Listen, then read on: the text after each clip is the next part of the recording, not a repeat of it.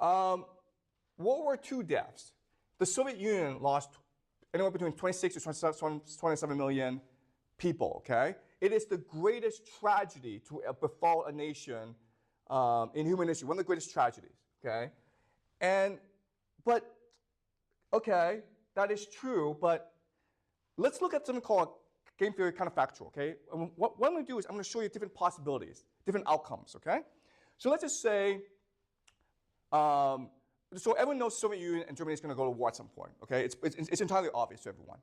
And there are four possibilities. The first possibility is the Soviet Union invades Germany and threatens Berlin, okay? What happens here? Well, I guarantee you the Americans come in on behalf of Germany. The Americans send their military to defend Germany because they cannot afford for Europe to turn communist, okay? So in this situation, guess what? Stalin loses the war. The Soviet Union is destroyed in scenario one. Scenario two, the Soviet Union invades Germany and is stopped at the border by the German war machine. Guess what? The Americans still come in because they cannot afford for Germany to lose this war against the Soviet Union, okay? The Americans still come in, Stalin loses. Scenario two. Scenario three, Germany invades the Soviet Union and is stopped at the border. And this is a scenario the Americans are laughing their heads off, right? Because fine, fight it out. We don't care, okay?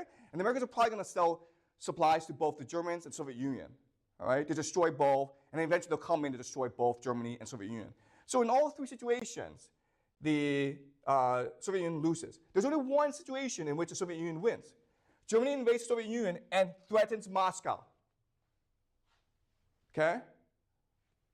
This is the only situation. There are 10,000 different scenarios. There's only one scenario in which Stalin wins the war, and he found it, and he implemented it, okay?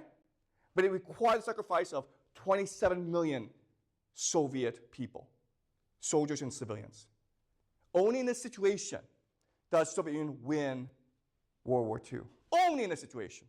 In every other situation, every other thing that Stalin does, he loses the war, because the Americans will come in on behalf of Germany.